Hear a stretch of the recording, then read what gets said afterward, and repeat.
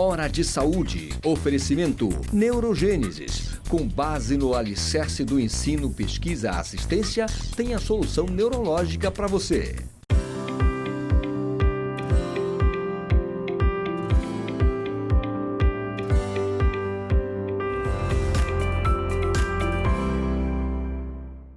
Caros amigos, mais uma vez do nosso programa dominical de saúde, Hora de Saúde, que fala tudo o que existe no último momento em termos de saúde do mundo, do Brasil, do Pará, especificamente aqui de Belém.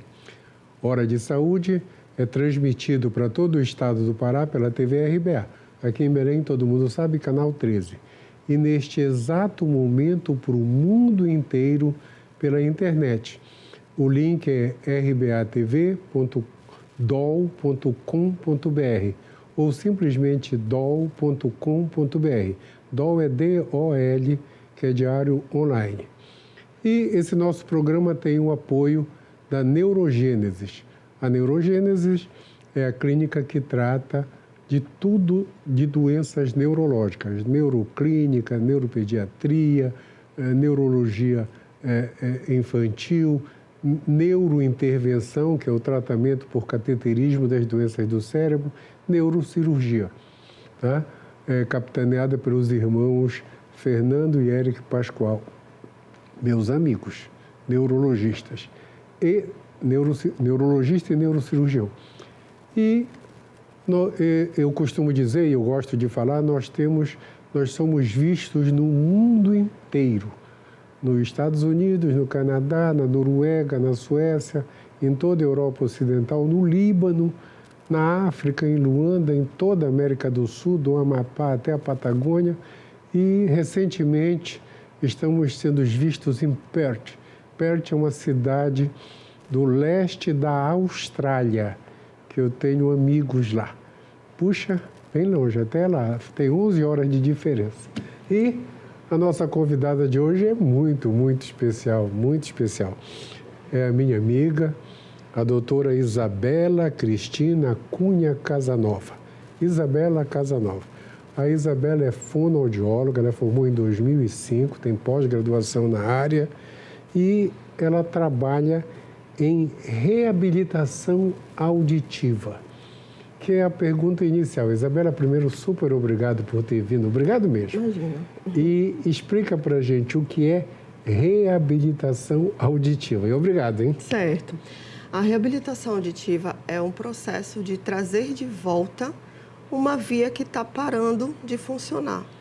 A perda auditiva ela faz com que essa via não receba mais estímulo. Então, o som deixa de entrar, a via vai parando e a gente vai trazendo de volta a oportunidade de funcionamento dessa via. Então, é trazer de volta aquele sentido que está se perdendo. Certo. Trazer de volta a oportunidade de ouvir. Teoricamente, todo mundo fala que com a idade a gente vai começando a ter dificuldade de ouvir. Tá? Vai ficando meio surdo no português direto. Isso acontece? O desgaste natural da audição, ela ocorre. Por volta dos 40 anos, esse processo começa. Mas vai se agravando à medida que o paciente vai sentindo. Então, a princípio, ele não percebe a perda. Ela começa em frequências auditivas mais altas, mas o paciente ele vai perceber quando ele não entende mais as palavras. Então, aí ele busca, porque ele só percebe a perda quando ele não entende mais. Então, ele vai perceber por volta de 55, 60 anos. Quer dizer, ele ouve, mas não entende, é isso? Ele ouve, mas não entende. E por ser uma perda que vai afetando uma parte da audição, existe uma outra que ainda funciona normal. Essa outra vai dando conta até um certo momento, mas na verdade essa perda já existe há mais tempo. Eu tenho um amigo que a esposa dele falou para mim que ela notou porque eles estavam no cinema assistindo televisão e ele sempre perguntava: o que foi que ele disse? O que foi que ele disse? O que foi que ele disse? Exatamente, é quando não entende a palavra que o paciente sente que está perdendo a audição e na verdade ele já começou a perder há muito mais tempo. Então tá, como esse nosso programa de utilidade pública, eu acho que é super importante esse detalhamento de saber da informação. Você está ouvindo, mas não está conseguindo definir. Exatamente. Consegue ouvir, mas não consegue saber o que está sendo dito. Não é só a questão da palavra, é o reconhecimento de alguns sons também que não são verbais. É uma campainha que se confunde com um celular tocando, um barulho de chave. O vento do ventilador se confunde com o chiado da chuva. Então, isso não é fala, mas é uma identificação dos sons que ficam perdidas também. Interessante isso, muito interessante. Me fala uma coisa. Historicamente, eu sou médico e antigamente tinha um médico que era o tisiologista. Né? Demorou para eu aprender essa coisa. Então eu ficava, que especialidade? É que tuberculose chamava tísica. E era muito comum tuberculose no passado. Era muito comum. Tem relação da audição? Porque de vez em quando o pessoal diz assim, tem um ouvido de tuberculoso, ouvido de tísico. Isso. A tuberculose, na verdade, era uma doença que isolava as pessoas. Nesse isolamento, eles ficavam sem comunicação. Então, se treinava muito a audição para ouvir o que as pessoas falavam à distância, justamente pelo isolamento, né? Ficava distante e eles precisavam desenvolver essa capacidade de entender o que falavam longe, porque falavam deles, falavam das doenças. E tem a questão também do tratamento, que não existia, passou a existir, e o tratamento também, como são antibióticos, eles acabam afetando, trazendo uma sensibilidade na audição. Então, o ouvido de tuberculoso é pela questão de ser uma audição mais aguçada, porque queria prestar atenção em algo que não estava chegando até a pessoa. Pelo isolamento primeiro e depois pela sensibilidade. Exatamente, é isso. Interessante isso. Nunca ninguém tinha me explicado isso. É aí. Isso. Não, quando eu era aluno de medicina, eu ia ter aula no Barro Barreto, ainda tinha naquela época muita tuberculose. Eu lembro que era uma sensação estranha, porque o médico tinha que ficar perto da janela, de costa para a janela, por causa do vento entrar. E o tuberculoso sentava a 3, 4 metros, ele sentava, era de lá que ele falava. Era um negócio assim. E aí ele tem que entender a distância. Então ele desenvolve a capacidade de prestar atenção. Deixava todo mundo longe. Exatamente. Interessante essa história. E me fala uma coisa, e outro tipo de pessoas? Eu queria te perguntar assim, atualmente tem a turma pós-Covid, tá? Quase que o mundo todo teve Covid. Alguns muito graves, alguns morreram, alguns pouco graves, alguns foram para UTI e aqueles que não sentiram nada. Mas a grande maioria hoje está reclamando memória, lapso de memória. Isso. E tem um monte de miocardite. Eu peguei no meu consultório muita gente com arritmia, com pericardite, com derrame pericárdico, por causa de... Isso 1, 2 anos depois. E o que acometeu a audição? A Covid, ela é uma virose. A virose, tradicionalmente, ela já é prejudicial para a audição. Só que ela trouxe algo diferente que a gente não encontrava antes, que é uma surdez com uma sensibilidade maior do que aquilo que a gente já estava acostumado a pegar. Então, o paciente, pós-Covid, ele chega com a perda, precisa ser tratado, mas ele não tolera tanto o som. Então, é um tratamento em que a gente precisa ter cuidado para amplificar. Porque a amplificação, fora da Covid, o paciente aceita com mais facilidade, mas o pós-Covid, à medida que eu dou o som, o paciente ele tem uma sensibilidade maior. Traz também a tontura e o zumbido juntos. Então, esses 3 sintomas são diferenciados no pós-Covid. Certo. Comparando o Covid com as outras viroses levam a perda de audição?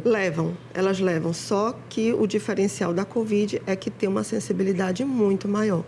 Então, reabilitar um paciente com Covid é um pouquinho mais demorado do que um paciente que não teve perda por Covid. E recentemente aumentou? Aumentou. Aumentaram os casos de surdez súbita. A gente tinha. Súbita. Isso, a gente tinha, mas aumentou. E a sensibilidade. É um paciente que ele vai demorar a aceitar o som de volta, porque ele tem a sensibilidade. Mas depois que essa Covid surgiu, eles começaram a notar. As pessoas que vieram procurar o serviço porque notaram que não estão ouvindo direito. Que não estão ouvindo direito ou que tem um zumbido muito forte e a tontura. Isso vem junto.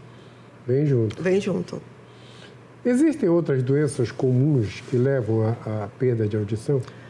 Doenças metabólicas podem levar... Diabetes. A hipertensão. Isso.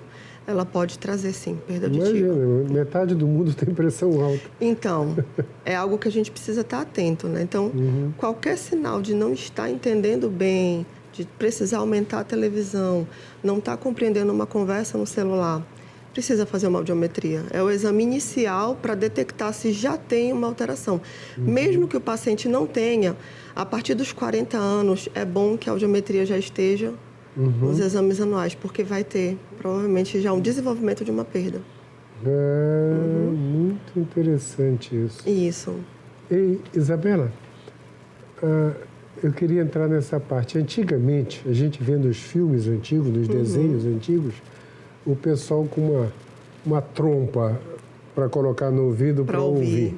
Desde quando, historicamente, o pessoal começou a se preocupar com a audição, hein? Na verdade, nos pós-guerra. No pós-guerra? O pós-guerra, as pessoas ficaram com a perda auditiva e aí começou-se, nesse momento, buscar um caminho de resolver a situação. E aí, inicialmente, o processo era simplesmente uma amplificação. Era só aumentar os sons. Certo. Geral. E aí, o passar do tempo trouxe um aprimoramento nesse som. Então, o aparelho, antigamente, ele amplificava. Hoje, ele amplifica e tem algoritmos, ou seja, ele tem recursos, funções que melhoram o som, muito além da amplificação. Tá, mas deixa eu perguntar agora uma coisa de curiosidade. Um som abrupto, um tiro de canhão, um tiro de revólver, quando a arma está bem próximo do ouvido, dá problema de audição? Dá problema de audição. Tá? Pode ocasionar ali um trauma acústico. Um trauma acústico. É uma lesão irreversível. Não volta mais. Perde-se parte da audição, não volta para abruptamente. Sempre. Abruptamente. Então, um barulho enorme. Exatamente. E traz também como consequência o zumbido. Um trauma acústico geralmente vem o zumbido junto. Certo. Eu lembro de um desses filmes de agente secreto que o cara deu um tiro bem próximo do ouvido e o cara passou o resto do filme dizendo: não estou ouvindo. Não estou ouvindo. Dá também uma sensação de ouvido abafado, momentaneamente, e depois que passa esse sintoma, fica a perda auditiva. Certo. Irreversível. Muito interessante.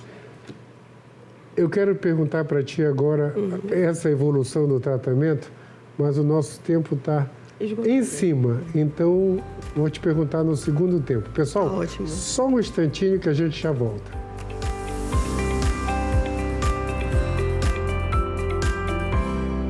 Hora de Saúde. Oferecimento Neurogênesis. Com base no alicerce do ensino, pesquisa, assistência, tem a solução neurológica para você. A Neurogênesis atua no mercado de saúde com produtos e serviços que se moldam às diversas tendências da transformação digital.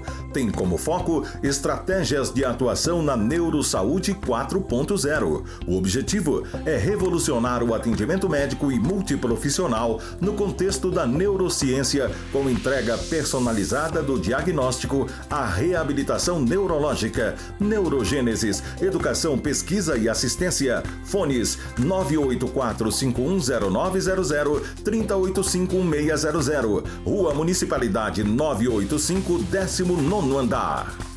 Voltamos nessa conversa de super informação sobre audição com a doutora Isabela Casanova, minha amiga, eu faço questão de colocar aí, que está nos falando sobre, ela é fonoaudióloga, sobre reabilitação auditiva.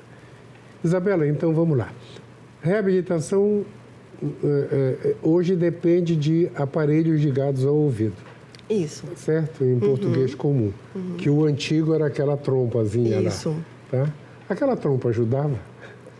Eu creio que ajudava no sentido de não se ter não tinha outra situação no momento, né?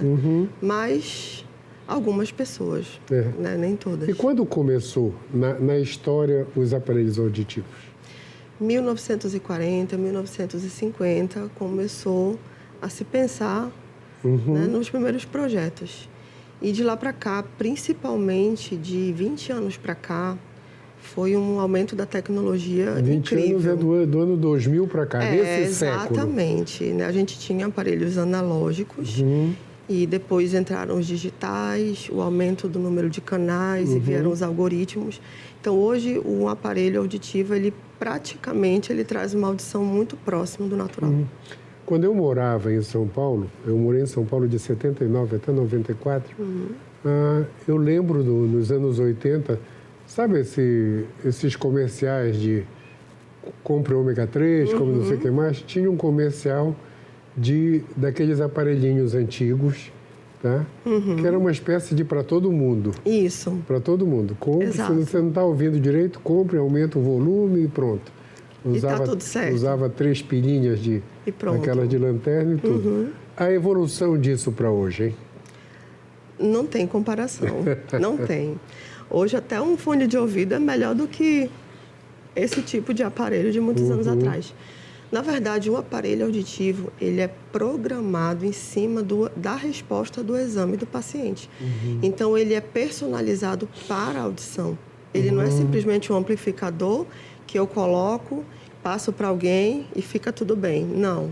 Cada pessoa tem uma resposta, cada pessoa tem o limite de suportar o som. Então, é configurado pessoal para cada audição. Certo. Me fala uma coisa, Isabela. A cabine lá, fono, como é o nome? Da audiometria? A cabine da audiometria. A audiometria, ela te dá a condição toda de o que o paciente vai precisar para ouvir direito?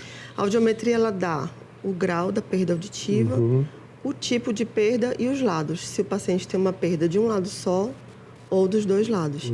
E ela é o pontapé inicial. Através dela, eu consigo saber por onde eu começo o tratamento. É a partir dela. E ela é um meio de monitoramento. Né? Uma vez por ano, o paciente faz audiometria e a gente vai medindo se ele está piorando, se está estagnado. Isso vai modificando o tratamento. Uma piora pede uma regulagem nova do aparelho. Então, ela é um monitoramento. Certo. Agora, em cima disso, é muito frequente alguém ter perda de um lado só ou é raro? É frequente. É frequente. É frequente. Às vezes as pessoas já nascem com uma perda de um lado só. Às vezes foi um trauma acústico, um barulho que foi de um lado só. Mas quando ela vem pelo organismo, metabólica, geralmente vai ser os dois lados. São os dois lados. Nervo auditivo que é cometido. Isso.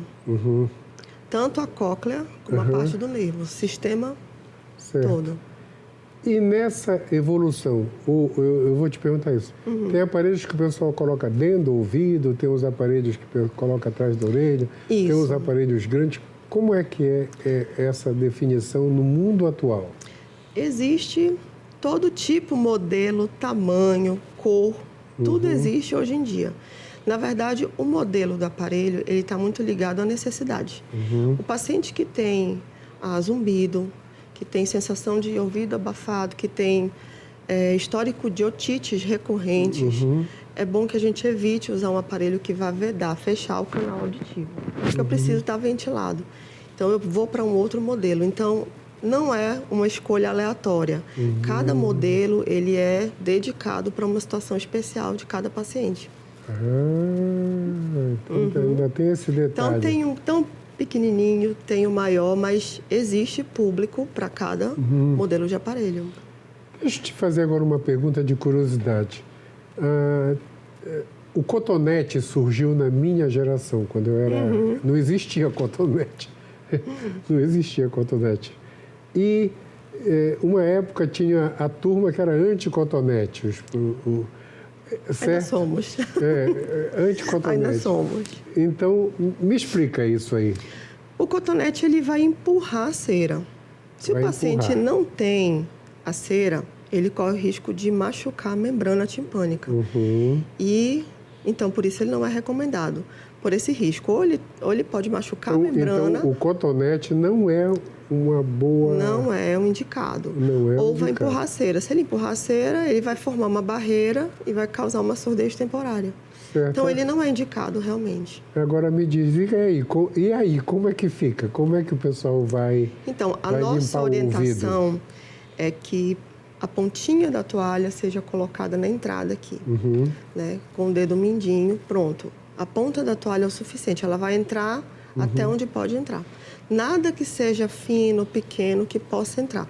Porque tem pacientes que têm a curva muito grande e tem pacientes que não. Então, a falta da curva, quando o conduto ele é muito reto, eu posso colocar um cotonete, algo pontiagudo e machucar lá dentro. Sangrar, ter um rompimento na membrana. Então, não é indicado. É melhor limpar com uma toalha mesmo. Quando eu dava plantão em pronto-socorro, eu lembro de um paciente que pegou uma escova daquela e foi coçar o ouvido, aí outro abriu a porta, bateu a porta. Um desespero. E dá surdez. E dá surdez. Perfurar a membrana, dá surdez, dá sintomas. Então... Perfurou o tímpano.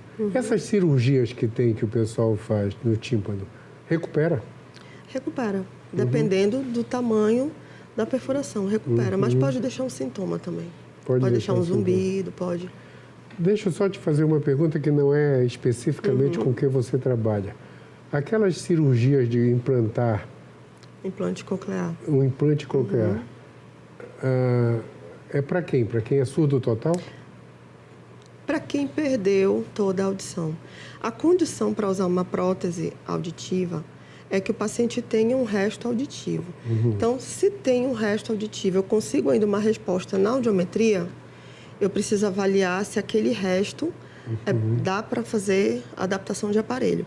Às vezes o resto é tão pequeno que não vale a pena. O paciente vai ouvir barulho e não vai conseguir entender nada.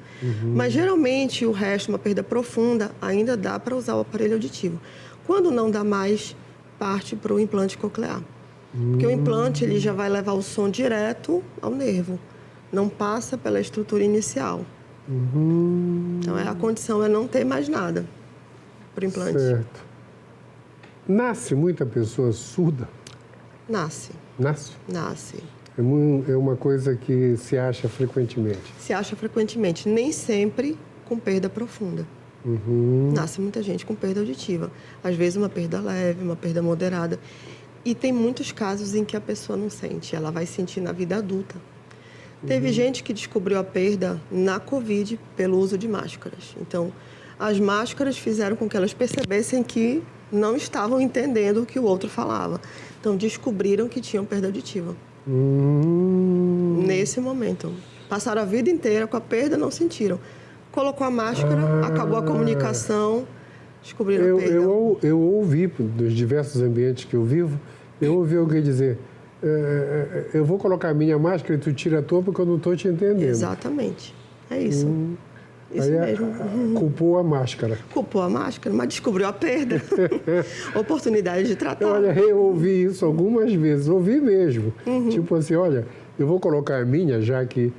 E tu tira a tua porque eu não estou te ouvindo. Porque eu preciso entender, é isso. Porque eu não consigo te entender. É isso mesmo. Então, mais uma chamada de atenção.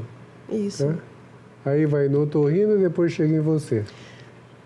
Geralmente vai ao otorrino primeiro, para depois chegar até a gente. Certo.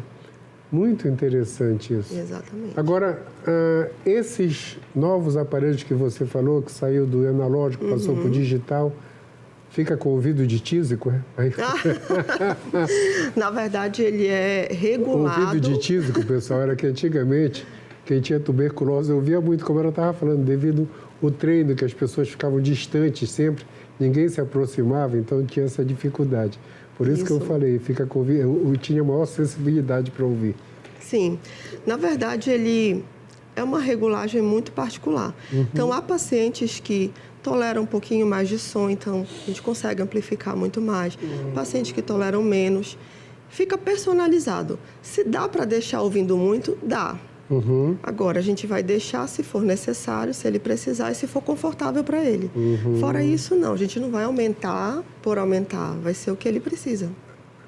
Fazendo uma analogia com o meu trabalho. Eu tenho paciente com marca-passo. Marca-passo, antigamente, ele batia, durava 2 anos e pronto. Hoje eles duram 10 anos e eu posso regular.